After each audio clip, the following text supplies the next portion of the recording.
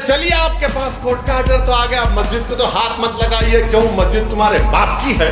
तुम्हारे अम्मा की जहर में मस्जिद आई थी जो तुम टीवी चैनल पर बैठ के बोलते हैं। अब ये आजकल के ये जो लोग हैं, क्या पंडित मालविया से बड़े हिंदू हैं वो लोग?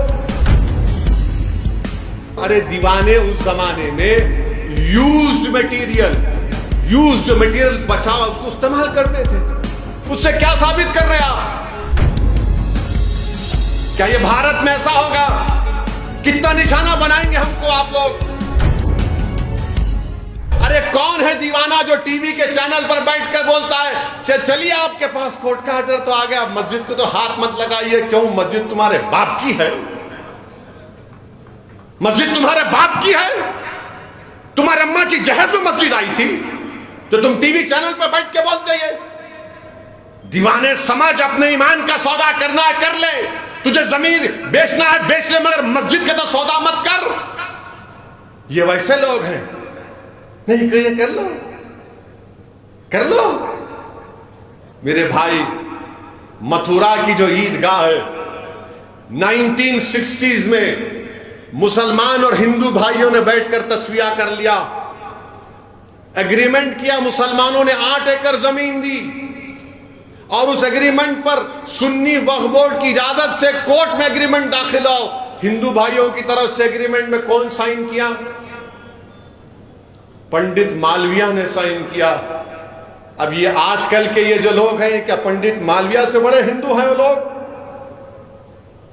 जो बात मुसलमान और हिंदुओं ने बैठकर तय कर ली, खत्म कर लिया मसले को, आज 2023 में अब उसको शुरू कर दिए। और बार बार आपको बोलते तो देखो काशी में उसका देखो कैसा है फोटो। अरे दीवाने उस जमाने में यूज्ड मटेरियल बचा उसको इस्तेमाल करते थे। उससे क्या साबित कर रहे हैं आप? क्या साबित करना चाह रहे हैं आप? मैंने जब कहा था हैदराबाद में अपनी मस्जिदों को बचाओ, उसको आबाद रखो, तो ये मजलिस के मुखालिफिन शुरू हो गए। ओवैसी देखो जज्बाती बात कर रहा है। अरे तुम्हारे सामने नजर नहीं आया? दिल्ली के 600 साल पुरानी मस्जिद को तोड़ दिया गया। कब्रस्तान जो बाजू था उसको तोड़ दिया गया। ऐसा तोड़े कब्रस्तान को कि वहां के लोग बता रहे कि खबरों का कफन निकल कर बाहर आ गया हड्डियों के साथ। ये हो रहा है। मेरी बात को समझो आप। आपको अपनी ताकत को मजबूत करना पड़ेगा। सुनेरी बाग की मस्जिद पार्लियामेंट से करीब है।